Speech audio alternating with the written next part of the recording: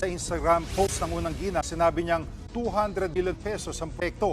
Pero ano raw ang napala natin kundi tumutulong bubong, bitak-bitak ng mga dingding at hindi tapos ng mga teatro. Dagdag pa ng unang ginang, mahiya naman kayo. Pati ito, ninakawan nyo ng dignidad. Sinabi yan ng First Lady matapos siyang bisitahin ng proyekto kahapon.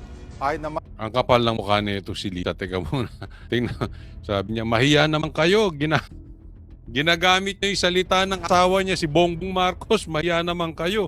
Pare-parehas kayo dyan. Sino ba ang pumirma ng mga budgetan yan? Sino bang po kumuha ng mga kontraktor kung alam mo na mapalpak pala yan? Dinidikit pa nga si Marcos ang diskaya, di ba? Tama po o tama? No, dinidikit pa.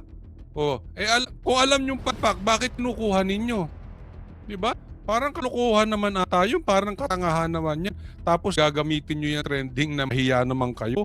Hindi kaya kayo ang dapat mahiya? Ito mo umi-epal to si Lisa. Magpo-post para tong keyboard warrior. Kahapon sa vlog natin, pinakita ko sa inyo, kumalat na video. Kung hindi nyo pa nakita, panoorin nyo yung vlog ko yun.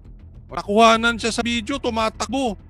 Hindi natin alam kung tinatakbuhan kasi nagdatingan yung media . Hindi ko alam kung may tinakbuhan siyang lalaki doon or what. Hindi natin alam. Basta parating yung media, tumakbo siya. In short, nakikita nyo wala siyang lumalabas na interview. Tapos magpo-post ng ganyan. Para kasi Torre. Nakipag-boxing sa mag-isa. Di ba? Andun nakaharap mo yung media, hindi ka nagsalita. Ngayon post ka ng ganyan. Ngayon epal ka ng ganyan. Nanakbo ka dun, sabihin mo, itanggi nyo na naman. Parang yung nangyari dun sa Amerika. Itatanggi nyo na naman ngayon. Kasi meron na namang bagong pautot to si Bongbong Marcos. Marcos Lanches Benteng Bigas meron na in Bohol. Marcos, parang ikaw yung kaopisina ko dati. Palitaw. Lulubog lilitaw. Minsan papasok, minsan hindi. Daig pa ang presidente ng kumpanya, may ganyan akong opisina. Office mate before, pambira. Masyadong entitled. No. Ayun, sinisante. Ikaw, yung benteng bigas mo, lulubog lilitaw . Alam mo, ito si Marcos, hindi niya planong solusyonan ang problema ng Pilipinas. Alam nyo, ang sinusolusyonan nito si Bongbong Marcos ay yung kanyang imahe, yung kanyang sarili at sarili at sarili. Etong si Bongbong Marcos, wala ito kung hindi me. Tingnan nyo, dito na lang, sa bigas, nasusolusyonan ba ang problema ng bigas? Tanungin ko kayo, nasusolusyonan ang problema sa kagutuman? O nasusolusyonan ang problema niya sa imahe? Dahil ipinangako niya yung 20 pesos na bigas. Hindi po organic artificial. Kasi kung susolusyonan mo yung gutom sa Pilipinas, dapat yung 20 pesos na bigas sa buong Pilipinas. Ano ka ba? Presidente ka ba ng Bohol? Presidente ka ba ng Kadiwa? Isipin mo sa Pilipinas ako, gutom ako. Nasa Maynila ako, gutom ako. Kulang ang sahod ko. Pupunta ako ng Bohol para kumuha ng 20 pesos na bigas. Sino niloloko yung mga animal?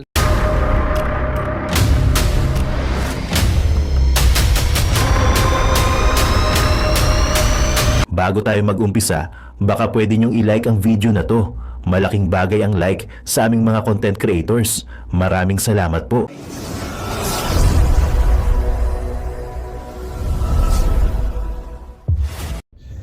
Boom! Yun guys, magandang araw sa inyo muli. Ako si Boy Sardinas sa membro ng Morenos Vloggers. Bang bang! Yun, napakaganda na pag-uusapan ngayon mga kababayan. Si Lisa Marcos nag-aapuran tumakbo. Tinatakasan yung mga media. Bakit kaya? Siyempre mga kababayan, takot siya magpa-interview. Baka maitanong na nagkamali yung media na magtanong sa kanya na hindi siya makasagot. Baka ma-corner about sa Amerika. Kaso ito, baka magsinungaling na naman daw itong si Lisa Marcos kung sakali na maano siya, yung ma-corner ng media kaya tumatakbo. Ala ko, ba't kaya tumatakbo to? So, meron siyang tinatago. Pero bakit pa kasi kayo, Ma'am Lisa Marcos, na umi-epal-epal pa? Bakit pa kayo nagpo-post? Bakit yung teatro daw ay tumutulo? So, hindi maayos ang pagkagawa. Alam nyo na nga, ang mga diskaya ay sablay. Bakit sila pa rin ang kinukuha yung mga kontraktor sa mga ganyan mga proyekto. Alam nyo naman palang sumasablay, tapos nagpaparinig ka pa na mahiya naman kayo. O, manang-mana talaga sa kanyang asawa, wiset. Tapos sa video to mga babayan, kita nyo si Remulla. Nako, merong isang congressman na talaga naman ay iniipit. Ngayon nagrereklamo bakit daw siya pinipigilan. Pupunta ng ibang bansa. O, di ba? Siyempre utos siya ni Senator Marcoleta. Kaso itong si Saldico, bakit napayagan? So bakit pa ito pinagtatanggol ng maraming congressman? So sabi nga ni Coach Oli, parang sindikato itong si Saldico. Oh, sindikato. So kasi siyempre alam nyo bakit sinabing sindikato ni Coach Oli? Kasi marami nagtatanggol sa kanya. O pinagtatanggol na lumabas kasi nga maikakanta ni Saldico itong mga ibang congressman. Nandyan lang naman, katakatabi lang yan ni Senator Marcoleta. Kaya yun ngayon, siyempre nakalabas na nung nakaraan pa, inunahan na si Senator Marcoleta na mapigilan. Ngayon yung mga ibang congressman, mga babayan, ay pinipigilan na ni Senator Marcoleta. At yun nga, marami nang umaangal. Bakit daw sila ay ginigipit? Naku, pagkay. Hindi ang ginigipit, mga sir, no? Kasi kailangan yung managot, no, sa mga investigasyon na nangyayari ngayon. Kasi napakaraming anomalya. Dawit kayo dyan, mga sir. Dawit kayo. At syempre, pag-uusapan dito mga babayan, yung 20 pesos na bigas sa buhol. Oy, kunyari ako ay nagugutom. Pupunta ba ako ng Bohol para makabili ng 20 pesos na bigas? Wala akong pambili ng bigas, pupunta pa ako ng Bohol. My God. So, ewan ko, itong si Marcos Jr. ay talagang pinapanindigan niya na meron pa rin 20 pesos na bigas, kaso hindi siya legit. Dapat buong Pilipinas ang nasabihan mo at nakarinig ng salita mo na ikakalat mo ang 20 pesos na bigas. Bakit sa Bohol lang? Sabi nga ni Coach Oli, bakit sa Bohol lang? Ay paano kung magugutom ang isang pamilya, pupunta pa ng Bohol? Lulubog, lilitaw, pero wag natin pansinin dapat yan. Si BBM, bakit sinisingit pa yung 20 pesos na bigas na yan? Unahin mo muna, Sir Marcos, yung problema sa flood control, makakuha natin yung milyon-bilyon na mga ghost project para makabili tayo ng mas marami na bigas na 20 pesos na bigas para buong Pilipinas ay maikalat. Ganon. Diyos ko naman, hanggang sa Bohol lang, ba't Bohol lang? Mas maraming mahihirap dito sa Manila. Sa mga squatter area yan, mas marami. Sa Bohol maraming maraming mga bukid diyan, makakapagtanim sila. Bakit doon? Dalhin mo rito sa Manila kasi mas maraming mga mahihirap dito na mga walang trabaho. Ay, ne. So ganito mga babayan, panoorin natin tong full video kasi may nagpupukpuk dito sa kapitbahay, maingay. Minsan pukpuk eh. So panoorin itong full video mga babayan. Kung hindi ka pa naka-like ka na. Kung hindi ka pa naka-subscribe ka na sa amin na lang Coach Oli at ng buong Banatero. Sana pupuk. Panoorin mo na to. Ang ganda nito mga babayan. Let's go! Pumalag ang isang kongresista sa pagkakasama sa kanya sa immigration lookout sa gitna ng investigasyon sa maanomalyamanong flood control projects. Nangunguna sa balita si News 5 just May immigration lookout. Okay, may listahan po ng titingnan kung sino yung mga lalabas ng bansa. Hindi naman whole departure lookout lang. Justice Correspondent Camille Samonte. Camille, sino itong kongresistang ito at anong paliwanag ng DOJ? Jiggy, wala raw sisinuhin ang DOJ sa mga personalidad na hiniling na mailagay sa Immigration Lookout Bulletin Order habang gumugulong ang investigasyon sa mga flood control projects. Ayon kay DOJ Secretary Boying Remulla, nakarating sa kanyang opisina na nagrereklamo umano si Magbubukid Party List Representative Ferdinand Beltran kung bakit siya naipasama sa pinababantayan sa immigration. Paliwanag ni Remulla, bahagi ito ng kanilang tungkulin at sinunod lang nila ang listahan na ibinigay ni Senator Rodante Marcoleta. Kasama si Congressman Beltran sa 43 individual na hiniling ni Marcoleta na mailagay sa Immigration Lookout Bulletin Order. Base sa DPWH website, si Beltran ang General Manager ng Ferdstar Builders Contractors. Nakasaad din sa sumbong sa Pangulo website na ang Ferdstar ang kontraktor ng ilang flood control projects sa Tarlac, Pampanga at Bulacan. Kita mo, nasa listahan ka. Itong congressman na to, nagre-reklamo pa. Nasa listahan po kasi. Gumawa po si Marcoleta ng listahan na dapat mag-issue ng immigration lookout. Okay? Nasa listahan siya nung prinisinta ni Bongbong Marcos, nang nagrereklamo pa, di umano, meron kang sabit dito sa pagiging kontraktor. Oh. Pakinggan natin ang pahayag ni Secretary Remulla. We have to call a spade a spade. O yan, matindi. We have to call a spade a spade. Paano? Paano lang? Paano? Kung ang may problema, anak mo. Huhulihin mo ba? Kutsoli, ba't naman nadamay ang anak? Hindi, example, kasi spade a spade eh. Ang ibig sabihin, paano kunwari yung anak mo, kontraktor? Example lang. Kasi yun ang ibig sabihin nun. Wala kang sisinuhin. Kahit sino, basta mali, mali. Kung anak mo yung mali. Nagtatanong lang ha. Hindi ko sinasabing kontraktor din yung anak mo. Di ba? If you know, you know. Di ba? Hindi kontraktor yung anak nito. Example lang. Yun po ibig sabihin. Spade is spade. Kahit sino yan. Kung yan ang listahan, yan ang ilalabas namin. Kung yan ang listahan, yan ang ilalabas natin. Okay? Fair. The Blue Ribbon Committee always has a history of having a lot of reliable informants. And I would trust that they know what they're doing. Okay naman yan. So far, okay naman yan. Kasi nasa listahan siya ni Marcoleta. So nakikipag-cooperate siya kay Marcoleta. Okay naman. So far, so good. Kaya lang, Wala pang pahayag si Beltran tungkol dito, hindi rin malinaw kung siya pa rin ba ang general manager ng Ferdstar. Pero karaniwang nagdadivest mula sa kanilang mga negosyo ang mga politiko. ayan, dati ng style yan eh. Hindi divest nila, ipapangalan nila. Huwag nga tayo maglokohan. Marami pa nga. Ito, hindi lang kayo ha. Hindi kayo ang ibig pinapatunguhan ko. Marami dyan, may mga properties kayo na pangalan sa asawa nyo, yung isa sa kabit ninyo, o isa sa kabit ng anak ninyo. Ay, sus!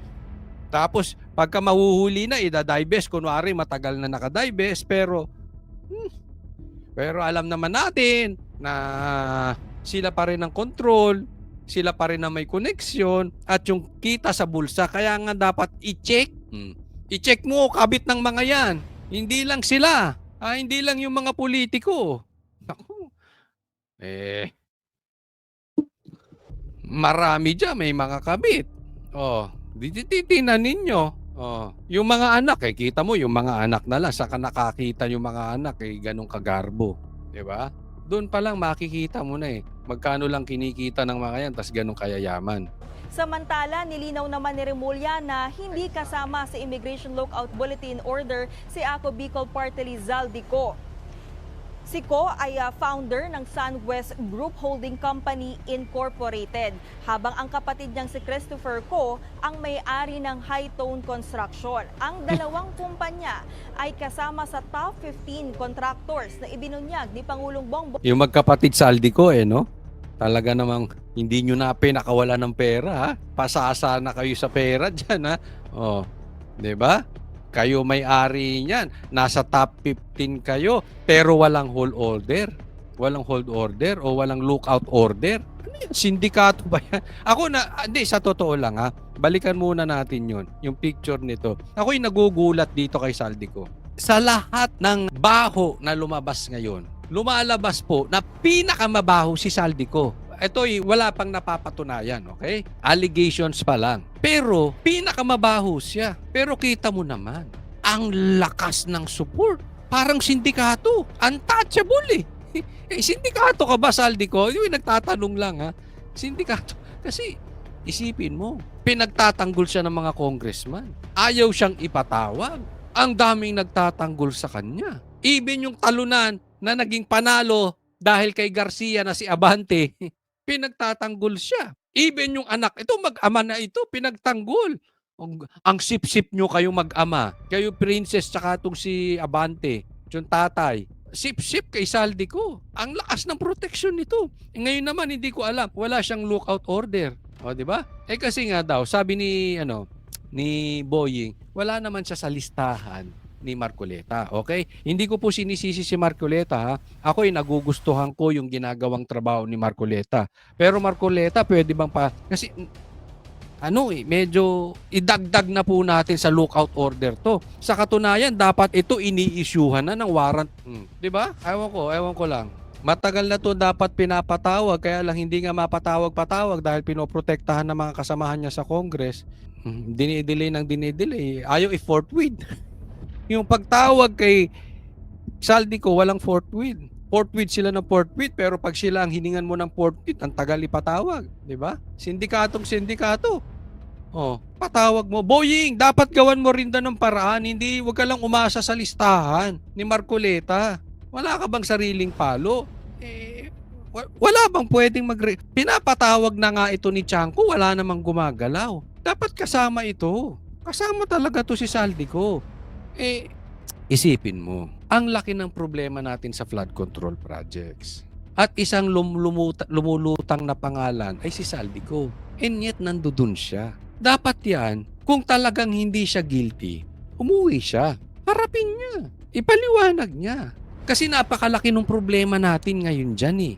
Bakit takbo kayo ng takbo, alis kayo ng alis, alis si Marcos, si Saldico, andyan, ayaw umuwi. Hindi ko po kayo pinagbibintangan na guilty na kayo. Pero paano tayo matatapos kung nandiyan kayo, ayaw nyo magpaliwanag? Diba? Tapos ito ng mga politiko natin, parang mga gangster, parang mga sindikato, tinatago. Si Ko ay founder ng SunWest Group Holding Company Incorporated, habang ang kapatid niyang si Christopher Ko ang may-ari ng Hightone Matindi, no? Construction. Ang dalawang kumpanya ay kasama sa top 15 contractors na ibinunyag ni Pangulong Bongbong Marcos na may pinakamaraming flood control projects sa gobyerno. Ayon kay Remulla, wala pang humihiling na isama si Ko sa Immigration Lookout Bulletin Order. Balik sa'yo. Hindi, alam mo, Boying, hindi mo na kailangan may humiling pa eh. Nasa listahan ni Bongbong Marcos. Dapat lahat ng involved, yung 15 na yan, busisiin nyo na. Huwag na kayong mag-antayan. Di ba? Gawan nyo na ng paraan yan. Pambihira eh. Kaya lumalabas na ang pangit ng investigasyon. Tingnan nyo po ang nangyari dito. Oh. Tila ito si ay may malubhang sakit. Si Saldico may malubhang sakit. Tingnan nyo po ito. Okay, tingnan po natin ito. Sabi, Saldico has heart ailment. Unclear when he'll come back to the Philippines. Garbino, talaga. Sindikato ka, Saldico ha. Hindi ko sinasabing sindikato ka talaga ha. In reality. Pero yung galawang sindikato, ang dami mong tagapagtanggol. Kahapon lang, blinag kita, ang sabi sa atin, mababa ang blood pressure mo, 90/60. Tapos hinatid mo lang yung anak mo sa Boston. Hindi namin alam kung yung anak mo pilay o sanggol. Ba't kailangan mo pang ihatid? Tapos mababa ang blood pressure mo, kaya nagpa-check up ka. Ngayon naman, may heart ailment ka na. Huhulaan ko, pagbalik mo dito, naka-wheelchair ka.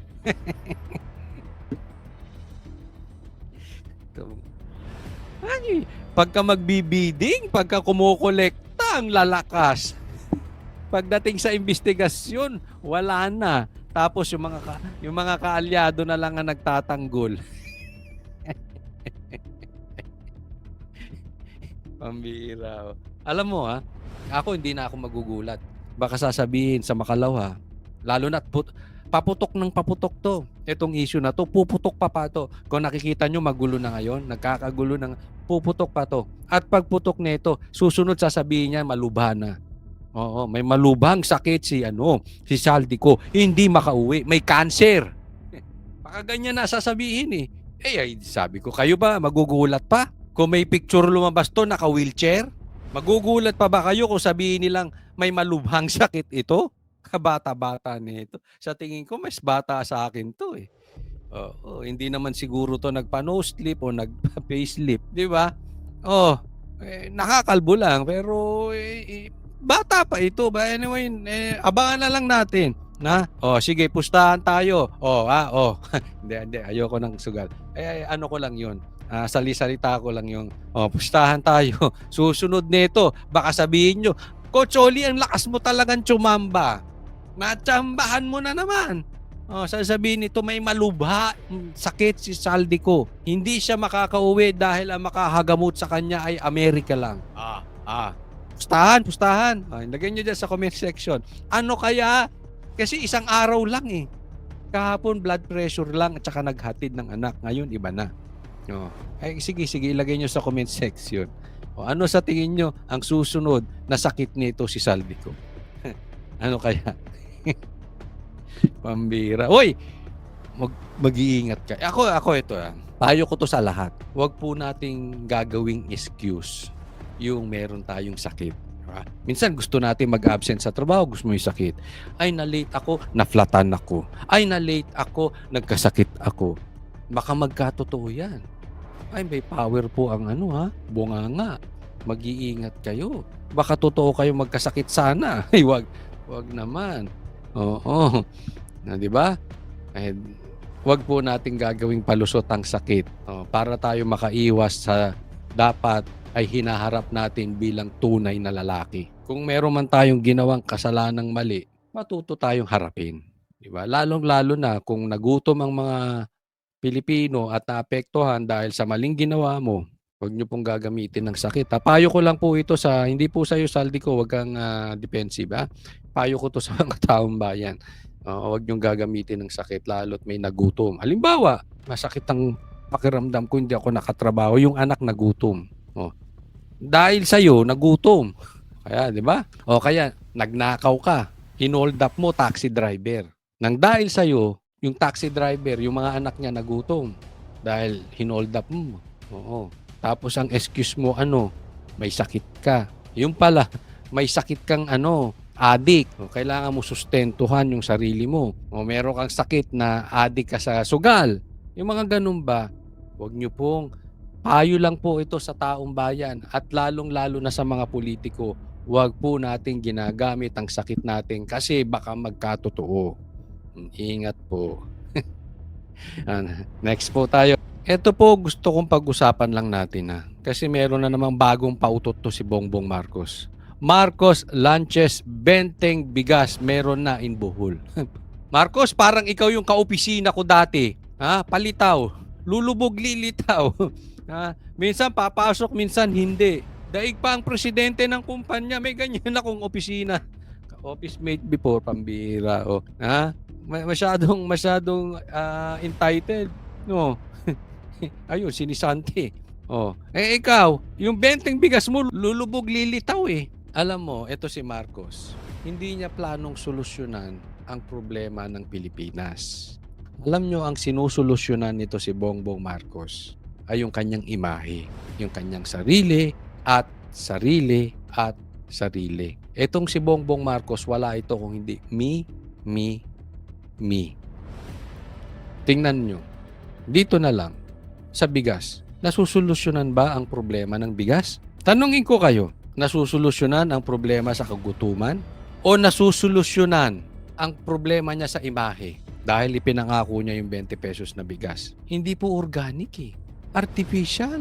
Kasi kung susolusyonan mo yung gutom sa Pilipinas, dapat yung 20 pesos na bigas sa buong Pilipinas. Ano ka ba? Presidente ka ba ng Bohol? Presidente ka ba ng Kadiwa? Isipin mo sa Pilipinas gutom ako. Nasa Maynila ako, gutom ako. Kulang ang sahod ko. Pupunta ako ng Bohol para kumuha ng 20 pesos na bigas. Sino niloloko yung mga animal Sino bang nakaisip niyan, Marcos? Ba't ka naman nakinig dyan? Wala kayong nasusolusyonan dyan kung hindi imahe nyo Optics. Yan po ang alam nyo lang, Marcos. Optics. Pagkatapos nyo maglabas ng optics na ganyan, aarangkada yung kanilang troll farm. Kita nyo?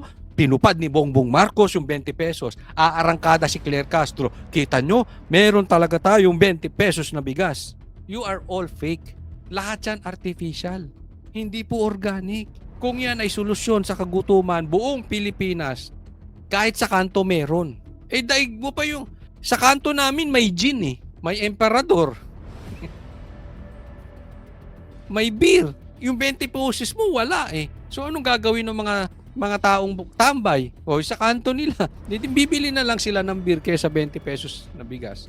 Wala naman sila makukuha. Di ba? Niloloko nyo taong bayan. Alam mo, sa akin lang, wag na kayo maglabas kung ganyan. Kasi pag tiningnan mo yan, pag pinost yan sa Facebook, tapos meron silang gustong ipagtanggol si Marcos, etong mga troll farm na walang nakalakang profile, walang post sa Facebook, ipagmamalaki yung mga ganitong optics ni Marcos. Pero pag tiningnan mo, malayo sa katotohanan. Tapos, susundan ni Claire Castro. Pag tiningnan nyo rin, wala din. Di ba? Marcos, please lang, kung hindi mo kayang tuparin yung 20 pesos na bigas, huwag mo nang lokohin Pilipino. Huwag mo nang paglaruan yung mahihirap. Kasi that is an insult sa mga mahihirap. Hindi na nga kaya, kumbagat sa tao, tumba na, tinatadyakan mo pa. Huwag mo naman tadyakan yung tumba na. Hindi na nga kaya eh. Kung hindi mo kayang tuparin yung pangako mo, huwag mo na insultuhin yung utak ng mga Pilipino.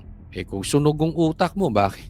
Tinuturing mong sunog din ang utak ng mga Pilipino, pambihira ka, oh. Bago po yung pagtakas ni BBM at ni Lisa, pag-usapan po muna natin ito dahil parang meron siya ditong sinabing fake news. O, kayo na po musga kung fake news po dito si Lisa. Pinanatan ni First Lady Liza Araneta Marcos ang kontraktor na palpak ng Philippine Film Heritage Building Project sa Maynila. Sa Instagram post ng unang gina, sinabi niyang 200 billion pesos ang proyekto. Pero ano raw ang napala natin kundi tumutulong bubong, bitak-bitak ng mga dingding at hindi tapos ng mga teatro. Dagdag pa ng unang ginang, mahiya naman kayo. Pati ito, ninakawan nyo ng dignidad. Sinabi yan ng First Lady matapos niyang bisitahin ng proyekto kahapon. Ay naman. Ang kapal ng mukha nito si Lisa. Teka muna. Tingnan. Sabi niya, mahiya naman kayo. Ginagamit niyo yung salita ng asawa niya, si Bongbong Marcos, mahiya naman kayo. Eh pare-parehas kayo dyan. Sino bang pumirma ng mga budgetan yan? Sino bang po kumuha ng mga kontraktor kung alam mo na mapalpak pala yan? Dinidikit pa nga si Marcos ang diskaya, di ba? Tama po o tama? No, dinidikit pa. O, kung alam niyong palpak, bakit kinukuha ninyo? Di ba? Parang kalukuhan naman ata yun, parang katangahan naman yan. Tapos gagamitin nyo yung trending na mahiya naman kayo. Hindi kaya kayo ang dapat mahiya? Ito mo umi-epal to si Lisa. Magpo-post para tong keyboard warrior. Eh kahapon sa vlog natin, pinakita ko sa inyo, kumalat na video. Oh, kung hindi nyo pa nakita, panoorin nyo yung vlog ko yun. Nakuhanan siya sa video, tumatakbo. Hindi natin alam kung tinatakbuhan kasi nagdatingan yung media eh. Hindi ko alam kung may tinakbuhan siyang lalaki doon or what. Hindi natin alam. Basta parating yung media, tumakbo siya. Oh, in short, nakikita nyo, wala siyang lumalabas na interview. Tapos magpo-post ng ganyan. Para kang si Torre. Nakipag-boxing sa mag-isa. Di ba? Ano nakaharap mo yung media, hindi ka nagsalita. Ngayon, post ka ng ganyan. Ngayon, i-epal ka ng ganyan. O, nanakbo ka dun, sabihin mo, itangin nyo na naman. Parang yung nangyari dun sa Amerika. Itatangin nyo na naman ngayon. O, kuhanan ka ng video. Ba, asa ng interview mo? Wala di ba? O, ayan. Pero dito, di umano, parang ang pinapatamaan dito ang diskaya. O, tingnan po natin. Sinabi yan ng First Lady matapos niyang bisitahin ng proyekto kahapon. Ayon naman sa isa sa mga DPWH engineer at project inspector sa site, magsusumiti sila ng report kay Secretary Vince Dizon kaugnay sa status ng proyekto. Paliwanag naman ng contractor nito na Great Pacific Builders ng Pamilya Diskaya, tapos na nila Phase 1 pero ipinagawa sa ibang contractor ang revision ng cinematic room. Nung nakita po na pamunuan ng ano ba yun? Yung Pacific. Film Oh, something, no? yan, Si yan. chairman ng yung kanilang chairman, no? Nirevise po yung yung specs po ng cinema room. So kumuha po sila ng ibang kontratista. Okay. Ang gumagawa po doon ay hindi po ang Great Pacific Builders and General Contractor Inc. Kundi po ang gumagawa po doon ay Theater Box Solutions and Services Corporation. Hindi po amin yun. Sa madaling salita, parang lumalabas parang lang man. Oo, kayo na humusga kung fake news si Lisa dito. Kasi bumabanat sila, alam naman natin ang binabanatan diskaya. Okay? Parang ang lumalabas dito, ang pinagbabato na gate ay mga diskaya. So, in short, lumalabas may kamay, di ba? Tapos ngayon, may kamay dito ang administrasyon sa pagdidiin sa mga diskaya. Yun po ang nakikita ng taong bayan kasi bakit sila ang pinag-iinitan. Okay? Tapos, bigla-bigla, merong reklamo, merong post si Lisa na hindi naman siya nagpa-interview pero nag-post lang siya sa social media. Tapos yung balita, isinunod ang Diskaya. So anong ibig sabihin nun? Kino-connect na yung palpak na proyekto niyon na binisita ni Lisa at binisita ni Claire Castro, itong pinagtataguan ni Bongbong Marcos na si Claire Castro, binisita nila yan kahapon. Ngayon, ang in-interview Diskaya. So anong ibig niyo sabihin? Parang pinatatamaan. Although hindi directly sinabi Diskaya, pero ano ibig niyo sabihin? Sa dami-dami. Bakit kadugtong nung balita ay Diskaya agad? Fake news ba si Lisa? Fake news to balita na ito? Bakit Diskaya lang? Diba? Kasi kung ang pinatutukuyan nyo dyan, mali kayo. Kasi inilipat na yung phase 1, ang gumawa yung Diskaya contractor. Okay? Tapos inilipat na. So meron talagang dito sa nakikita natin. Ito'y aking opinion lang. Talagang ididiin po dito ang Diskaya. Kaya nga po mag-iingat po tayo, mga kababayan natin. Kasi po mukhang nililigaw nila. Okay? Hindi ko sinasabing hindi dapat makulong ang mga Diskaya o hindi sila managot. Sa palagay ko, dapat silang managot. Kung ako lang ang may opinion, sa tingin ko, dapat din silang makulong. O dapat silang managot. Hindi pa natin alam, hindi pa natin nakikita, no? Ang buong ebidensya. Pero meron silang pagkakamali din dito. Pero wag po tayo. Ito po'y nililigaw nila. Lagi ko pong paalala yan. Okay? Hanggat hindi po mananagot dito ang Executive Department ni Bongbong Marcos at hindi po mananagot ang napakadaming mga kontraktor o mga congressman, useless yan. Diba? Ito po ipapakita ko sa inyo, ha? Nakikita nyo po ito? Ha? Paano ba pumatay ng ahas? Ito yung ihahambing natin, itong itong kabahuan, itong bahong umaalingasaw, itong flood control projects, itong pangungurakot, ito po yan. Ito, in my opinion, dapat talagang managot dito yung palasyo at ang Congress. Pangalawa pa lang ang DPWH. Yung contractor, buntot na lang yan. Kaya paano mo papatayin ng ahas? Yung ahas nasa palasyo. Ang ahas nandyan sa mga congressman. Putulin mo yung ulo. Paano mapatay mo yung ahas? Yung animal na yan, putulin mo. Kasi ito yung lagi kong paulit-ulit na sinasabi. Kahit ikulong mo ang mga Diskaya, pati yung kanilang mga anak, hindi ko po, I'm just exaggerating it, okay? Kahit ikulong mo sila, yung pangungurakot patungkol dyan sa flood control projects, tutuloy din yan. Lilipat, magpapalit lang ang palasyo, magpapalit lang ng executive department, magpapalit lang din ng mga congressman, ng contractors. Magpapalit. Yung pangungurakot, tuloy-tuloy yan. Until such time, makulong natin yung executive department kung sino man ang loko-loko dyan at yung mga congressman kung sino man ang loko-loko dyan. Kaya wag po tayo magpapaligaw, ha? Easy lang. Easy lang, ha? Alam ko ililigaw tayong taong bayan eh. Okay? Kasi ulitin ko, hindi natin nililigtas sa mga kontraktor, no? Pero medyo nadududa ako kasi ang bumabanat dito mga komunista. Ang bumabanat dito ay mga dilawan. Medyo duda ako talaga. Pag mga ganyang galawan, merong pinaplanong masama itong mga to. Hindi ako naniniwala sa mga galawan nila.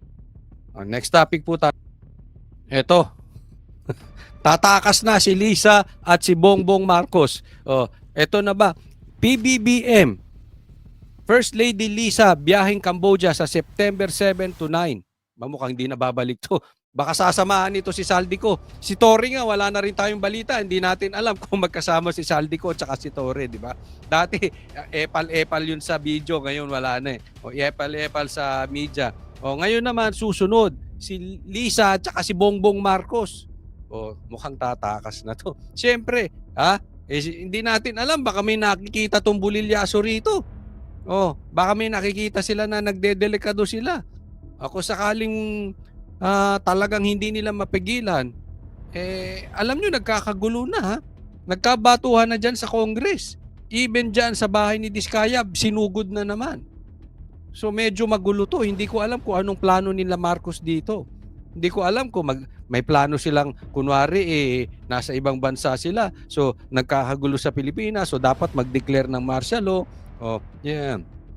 Hindi natin alam kung meron silang meron silang na-intel na delikado sila dahil mananagot din sila dito sa flood control projects, no? Kaya tatakas sila in any case, safety sila sa Cambodia. Ano? Pero kung titingnan po natin, Coach Oli, baka naman talaga official visit, meron silang gagawin doon sa Cambodia. Hindi naman tumatakas. Kahit na po, ang laki-laki po ng problema natin sa Pilipinas. 'Di ba? Bakit uunahin mo yung pagbiyahe mo diyan? Ano 'yan? Tatakas kayo, may itatakas kayong pera, may itatakas kayong kontrata, we don't know. Hindi ko po kayo pinagbibintangan. Pero anong tinatakasan nyo? Apakalaki ng problema natin ngayon, no? Pinagbabato na nga ang Congress. Maglilipad pa kayo sa Cambodia? Ano namang klaseng presidente meron talaga tayo? Sumama pa si Lisa. Ito si Lisa, sama to ng sama kung saan pupunta si Bongbong Marcos, ha? Siyempre, asawa yan. Oo, okay yan. Wala tayong problema dyan. Dapat yung asawa talagang sama ng sama. Ba't di ka sumama sa US? Di ba? Pagkatapos nung may namatay, sumama ka doon. Kasama ka sa US, di ba?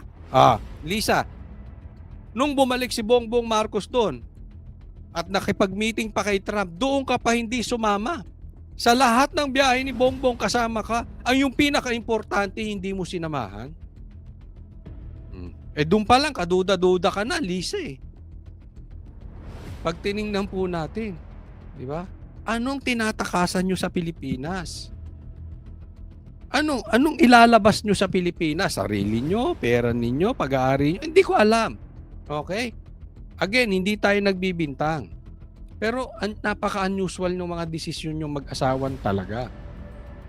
Alam mo, malapit sa puso ko tong Cambodia kasi medyo nadistino po tayo dyan. Nung ako po dati pag nagtatrabaho, isa akong band manager. No? At 2015 po yan. Very memorable po sa akin ng Cambodia. Isa po to sa napuntahan ko na lamang ang Pilipinas. Pero ngayon, nalamangan na tayo. Nangampanya pa kami dyan sa Cambodia kay Duterte. That was 2015 nga. Kaya very memorable sa akin yan And doon lang sa mga hindi nakakaalam, dati po ay ako'y chain smoker. And dati po alcoholic ako. Okay? Yan lang po ang bisyo ko, okay? Never po akong nag-drugs. Okay? Hindi sa pagiging defensive. Kaya lang, ako naman ay aminado sa aking mga pagkakamali. Alcoholic at lalakas ako magsigarilyo, no? Doon ko po nahinto diyan sa Cambodia. Kaya memorable 2015. That was my last stick of cigarette. But then again, excuse me po, Bongbong Marcos. I am ready. Anytime, any day. Virgin po itong katawan ko pagdating sa droga. Not before, not today, not tomorrow. Wala po tayong droga. Pwede tayong magpa-drug test. Bongbong Marcos, araw-araw gusto mo, sabay tayo. Kaya lang alam ko hindi ka papalag. Alam ko yan. Sigurado ako dyan. Hindi ka papalag. Okay? Naunahan na tayo ng Cambodia. Yan po ang balita ko. Grabe. Nakakahiya na tayo talaga, Pilipinas, no? Nagkaloko-loko po ang bansa nating Pilipinas dahil dito kay Marcos at dahil dito kay Tambaluslos. Okay? Hindi ko alam kung paano na natin malulusutan tong problema na ito. Tapos, ang solusyon pa ng presidente natin, pabiktim. Nakakita nyo ba? Mahiya naman kayo. Si Lisa ganun din, mahiya naman kayo. Parang biktima pa kayo mga animal. Parang kayong mga anak ng Congress. Anak kayo ng Congress, Yung ba, hugas kamay.